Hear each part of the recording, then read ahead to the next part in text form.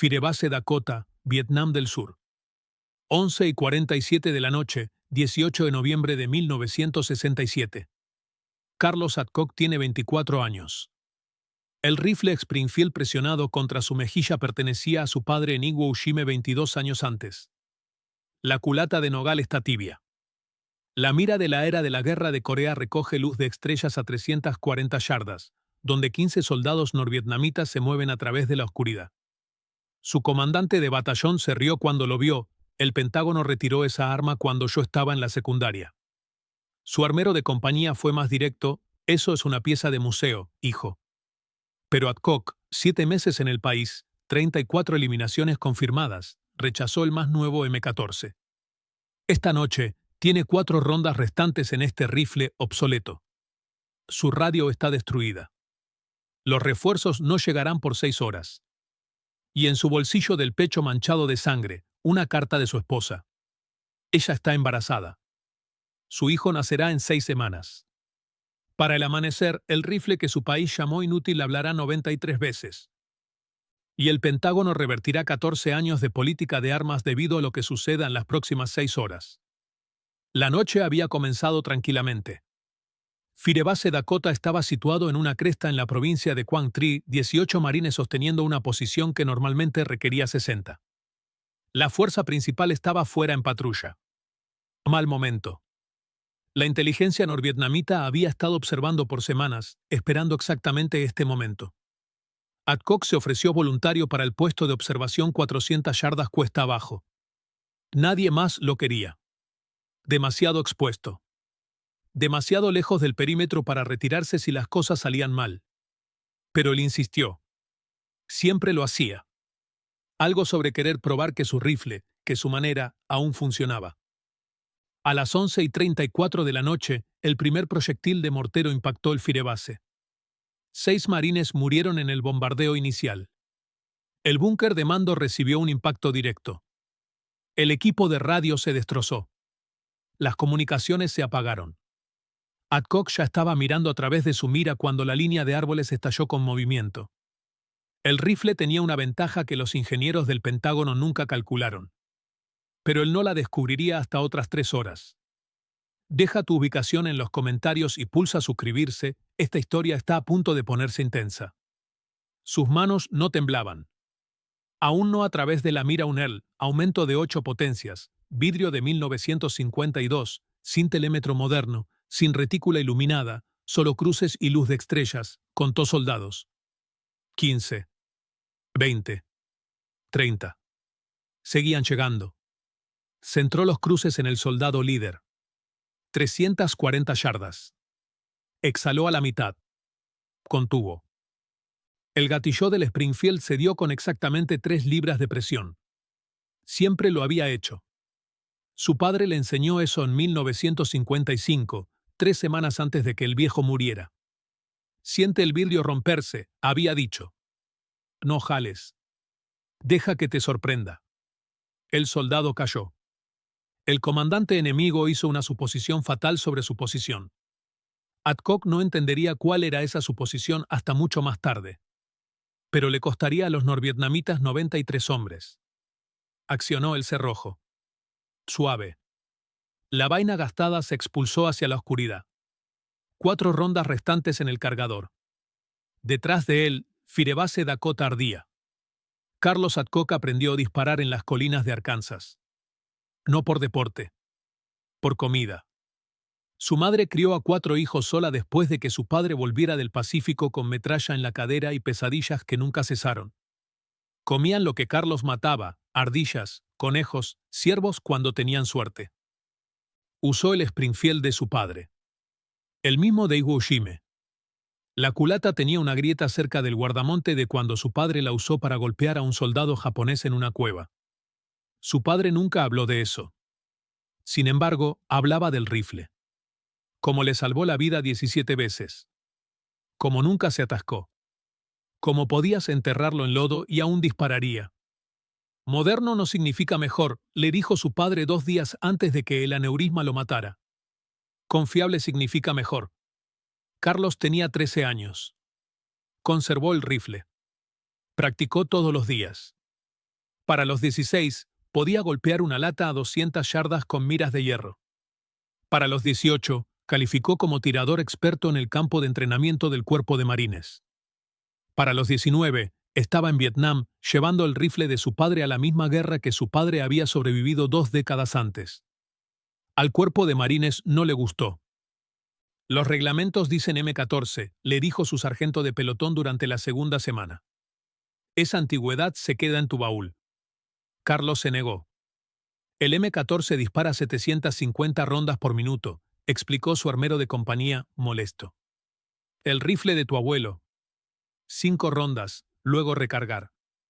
Haz los cálculos, novato. Carlos hizo los cálculos. 745 de esas rondas fallan. Las mías no. Su comandante de batallón intentó un enfoque diferente. Hijo, el Pentágono declaró esa plataforma obsoleta en 1953 por una buena razón. La cadencia de fuego gana los tiroteos. Estás trayendo un rifle de caza de un solo disparo a una guerra moderna. Es de cerrojo, señor. No de un solo disparo. No se ponga listo conmigo, cabo. Pero Adcock tenía algo que ellos no, 7 meses de resultados de misión. 34 eliminaciones confirmadas. 0 fallas. Confiabilidad perfecta en lluvias monzónicas que convertían los M14 en pisapapeles oxidados y atascados. Y algo más, algo que no podía explicar a hombres que nunca habían llevado al fantasma de su padre al combate. Sus llamadas de radio por refuerzos quedaron sin respuesta esa noche. Nadie supo por qué hasta el amanecer. Lo que no entendían, lo que los ingenieros y los oficiales de adquisiciones y los analistas del Pentágono no entendían, era que Carlos Adcock no estaba luchando con un rifle obsoleto. Estaba luchando con una promesa. Pero esto es lo que pasa con las armas obsoletas, solo son obsoletas hasta que alguien necesita que funcionen. El batallón norvietnamita moviéndose a través de la oscuridad contaba 400 soldados. 3 compañías de infantería. Un objetivo, abrumar Firebase Dakota antes de que la artillería americana pudiera responder. La inteligencia les dijo que los americanos estaban con personal insuficiente. La inteligencia era correcta. Lo que la inteligencia no les dijo fue que un marine con el rifle de su padre estaba sentado 400 yardas adelante del perímetro, viéndolo llegar. Adcock disparó su cuarto disparo a las 11:52 de la noche. Otro soldado norvietnamita colapsó en la yerba de elefante. 3 rondas restantes en el cargador. Recargó. 5 rondas nuevas de la bandolera a través de su pecho. El cerrojo cicló suave. Metal sobre metal. Un sonido que sus manos conocían mejor que su propio latido cardíaco. El enemigo siguió llegando. Medianoche. 12 eliminaciones. La posición de Adcock aún estaba oculta. Los norvietnamitas avanzaban con cautela ahora, confundidos. Sus soldados morían, pero no podían identificar la ubicación del tirador. El fogonazo del cañón era mínimo, el cañón largo del Springfield disipaba los gases mejor que los rifles modernos. Y Adcock disparaba desde una depresión en la ladera, el fogonazo oculto por el terreno. El comandante enemigo hizo su suposición fatal, múltiples francotiradores, posiciones coordinadas. Era un hombre. Un rifle. Y 340 rondas de munición a través de 3 bandoleras. Necesitaría cada ronda. Una de la madrugada, 23 eliminaciones. La noche era fría. Las manos de Adcock estaban firmes, pero su mente calculaba. 317 rondas restantes. El enemigo se reagrupaba en la línea de árboles, preparándose para un asalto coordinado. Podía ver oficiales moviéndose, organizando, señalando. Elegía blancos cuidadosamente. Oficiales primero.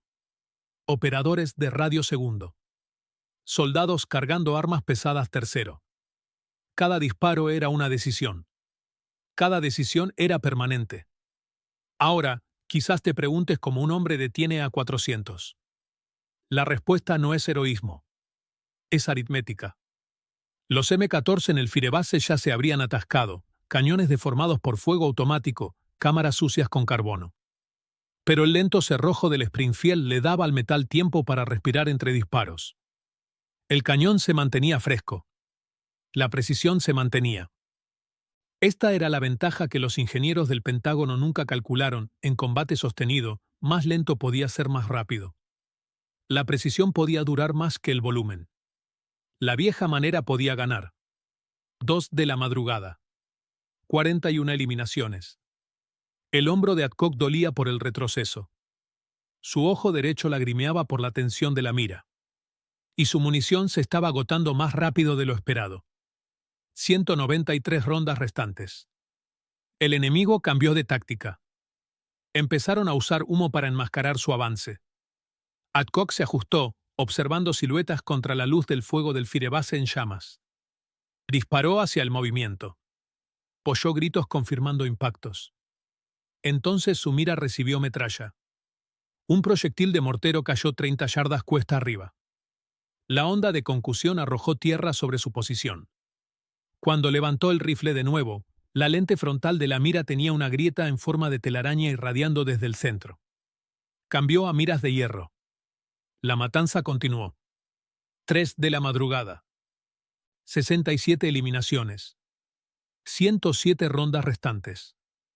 El hoyo de zorro de Adcock estaba rodeado de vainas de latón vacías.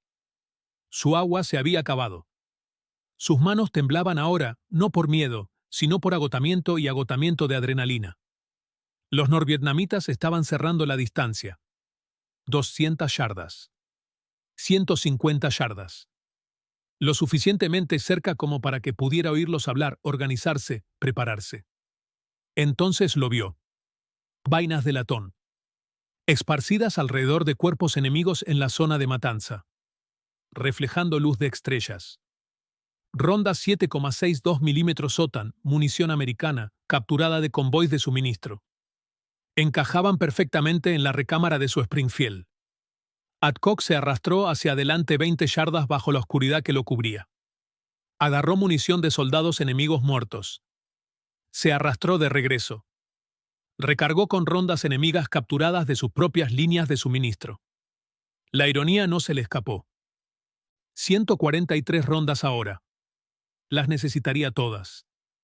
4 de la madrugada, 83 eliminaciones. 67 rondas restantes. El enemigo se concentraba para el asalto final. Adcock podía verlos preparándose en la línea de árboles, 40, quizás 50 soldados, fijando bayonetas, preparándose para cargar. Y entonces vio al oficial. Capitán norvietnamita, parado a campo abierto, arengando a sus tropas con un megáfono. Un blanco de oportunidad que ningún francotirador podría rechazar. Pero tomar el disparo revelaría su posición exacta.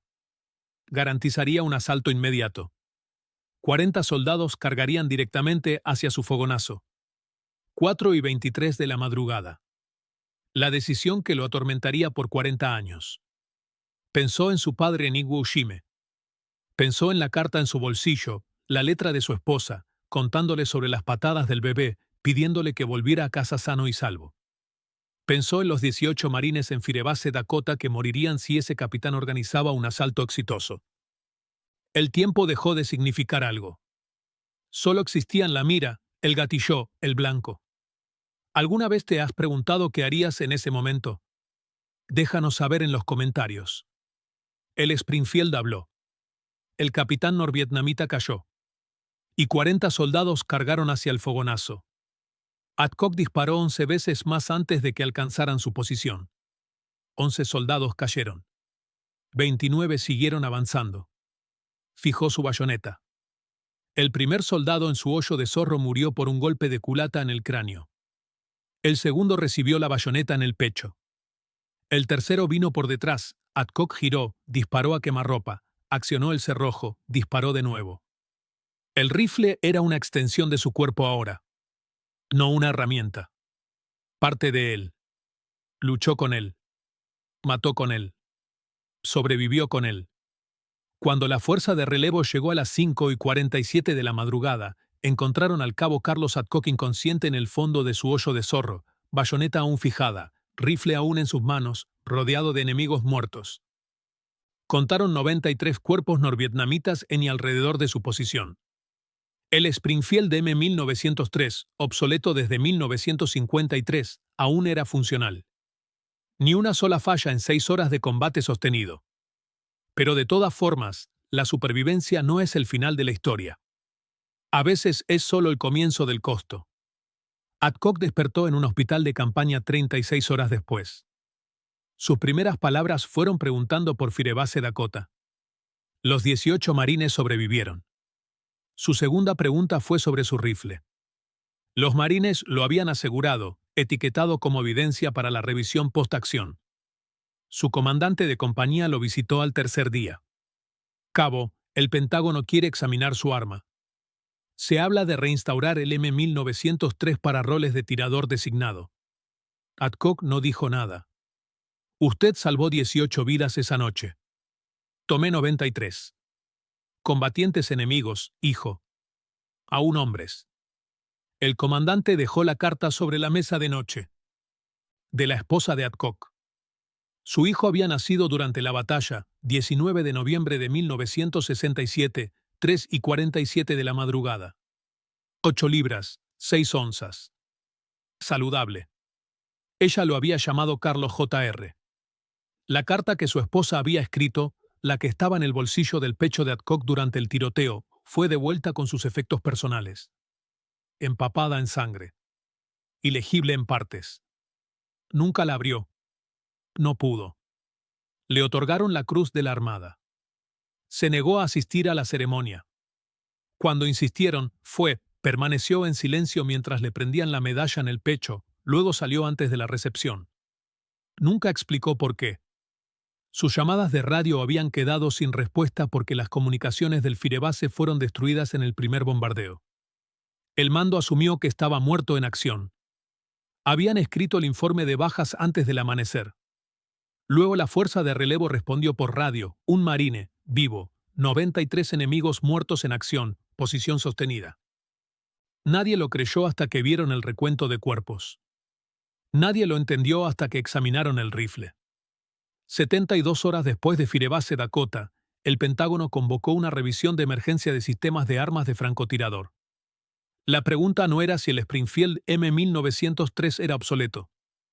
La pregunta era si obsoleto significaba lo que ellos pensaban que significaba.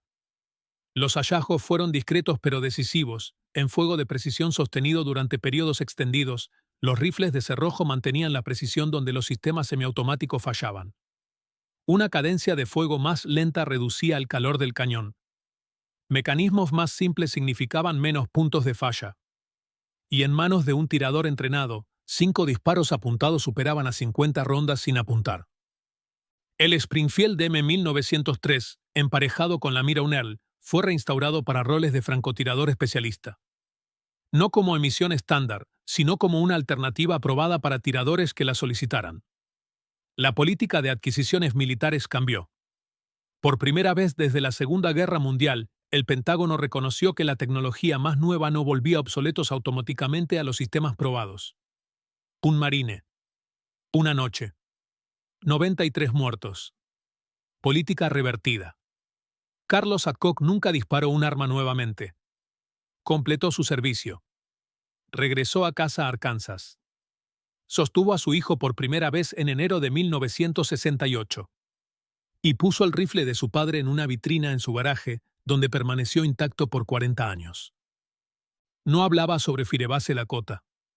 No a su esposa, no a su hijo, no a los periodistas que llamaban cada día de los veteranos pidiendo entrevistas. Cuando lo presionaban, decía, hice lo que necesitaba hacerse. Hombres murieron. Eso es todo.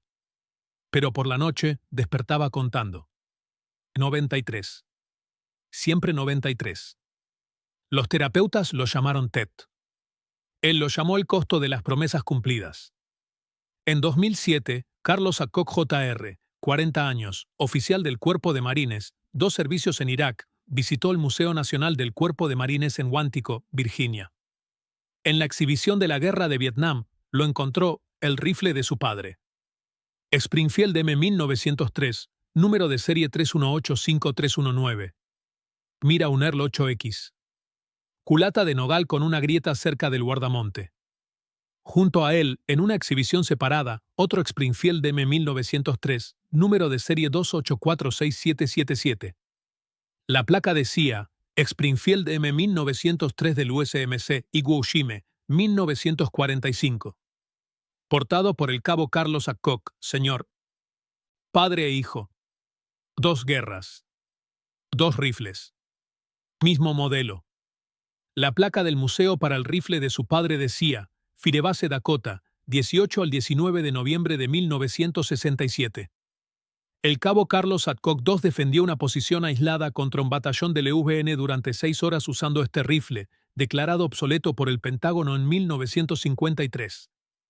Eliminaciones confirmadas, 93. La acción resultó en la reinstauración de la plataforma M1903 para operaciones de francotirador especialista y una revisión integral de las suposiciones de adquisiciones militares sobre obsolescencia tecnológica. Carlos J.R. se paró allí por 20 minutos. Luego llamó a su padre. «Papá, estoy en Huántico. Estoy mirando tu rifle». Silencio en la línea. Luego, lo pusieron en un museo, justo al lado del abuelo. Otro largo silencio. Luego la voz de su padre, tranquila, algunas cosas no deberían ser obsoletas. Tu abuelo me enseñó eso. Me tomó 40 años entender que tenía razón. Salvaste a 18 hombres esa noche. Maté a 93. Hiciste lo que necesitaba hacerse. Eso es lo que él dijo. Tu abuelo. Las últimas palabras que me habló. El rifle está en el museo hoy. Los visitantes pasan junto a él, leen la placa, toman fotos. La mayoría no entiende lo que están viendo. No es un arma. Es un testamento. A los padres que enseñan a los hijos. A los hijos que honran a los padres. A los hombres que cargaron estos rifles cuando el país los llamó obsoletos y probaron que el país estaba equivocado. Al costo de tomar decisiones imposibles en la oscuridad y vivir con esas decisiones en la luz. Algunas armas se miden en rondas por minuto. La de Carlos Adcock se midió en vidas salvadas y el costo de salvarlas. El Pentágono lo llamó obsoleto en 1953. 14 años después, un marine probó que estaban equivocados. 93 soldados enemigos lo llamaron lo último que vieron. Y 18 marines lo llamaron la razón por la que llegaron a casa. Pero hay algo más que esos 18 marines lo llamaron. Lo llamaron una promesa cumplida. Un hijo honrando a su padre. Una negativa a dejar que las viejas maneras murieran solo porque alguien en una oficina las declaró desactualizadas. Carlos Adcock cargó más que un rifle esa noche. Cargó la memoria de su padre. Las manos de su padre en esa misma culata de nogal en Iwo Jima. La voz de su padre, moderno no significa mejor. Confiable significa mejor. Y cuando amaneció sobre Firebase Dakota el 19 de noviembre de 1967, esa promesa, escrita en vainas de latón y sangre y 93 enemigos muertos, fue cumplida. El Springfield de M1903 permaneció en servicio limitado hasta 1975. Vio acción en Vietnam en manos de francotiradores exploradores marines que lo solicitaron específicamente. Hombres que entendían lo que Carlos Adcock entendió, que a veces las viejas maneras sobreviven porque funcionan. Pero el verdadero legado no es el rifle. Es el hombre. Carlos Adcock murió en 1999. Tenía 56 años. Su hijo, Carlos J.R., habló en el funeral. Contó la historia de Firebase Dakota por primera vez en presencia de su padre, parado sobre el ataúd de su padre, marines uniformados en posición de firmes. Mi padre nunca se jactó de esa noche, dijo Carlos J.R., nunca la celebró. La cargó. Por 32 años, cargó a esos 93 hombres. Y cargó a los 18 que salvó. Me dijo una vez, no sé si hice lo correcto. Solo sé que hice lo único. La exhibición del museo incluye un artefacto final. Una carta. Manchada de sangre. Doblada. De la esposa de Adcock, fechada el 15 de noviembre de 1967. 3 días antes de Firebase Dakota. La tinta está corrida en partes, pero aún puedes leer algunas palabras. El bebé pateó hoy, fuerte como su padre, vuelve a casa sano, tu hijo necesita conocerte, te amo. Adcock nunca la abrió después de esa noche. No podía. Porque cada vez que la miraba, veía a los 40 soldados cargando hacia su posición. La decisión a las 4:23 de la madrugada. El oficial cayendo. El trabajo con la bayoneta. La cuenta que nunca se detuvo. 93. Hoy, el entrenamiento de francotirador explorador del Cuerpo de Marines incluye un estudio de caso, Firebase Dakota. Los instructores no se centran en el recuento de muertes. Se centran en las decisiones. La gestión de munición. La priorización de blancos. El momento en que Adcock podría haberse quedado oculto, seguro, y eligió tomar el disparo que salvaría a 18 marines y le costaría 40 años de sueño. ¿Qué harían ustedes?, preguntan los instructores. La mayoría de los estudiantes dicen que tomarían el disparo. Salvarían a sus hermanos. Aceptarían las consecuencias. Los instructores asienten. El cabo Adcock tomó esa lección. Y vivió con ella cada día hasta que murió. El heroísmo no es gratis. Recuerden eso. El Springfield de 1903 en el museo no parece gran cosa. Madera y acero. Vidrio viejo. Una grieta en la culata. Pero si te paras allí el tiempo suficiente, si lees la placa y piensas en el hombre que lo cargó, empiezas a entender algo. Obsoleto es solo una palabra. Legado es lo que haces con lo que te dan. Y a veces, honrar el pasado es la única manera de sobrevivir el presente. Carlos Adcock llevó el rifle de su padre a la guerra. Cargó la memoria de su padre. Y cuando el Pentágono dijo que ese rifle no valía nada, les demostró que estaban equivocados 93 veces en 6 horas. Pero también demostró algo más. Que el peso de salvar vidas puede ser más pesado que el peso de tomarlas. Que la supervivencia no siempre es victoria. Y que algunas promesas, las hechas entre padres e hijos, entre hermanos en armas, entre hombres y los fantasmas que cargan, valen la pena cumplir sin importar el costo. Si esta historia te conmovió, compártela, suscríbete para más coraje no contado y comenta lo que más te impactó. Gracias por mantener vivos estos recuerdos.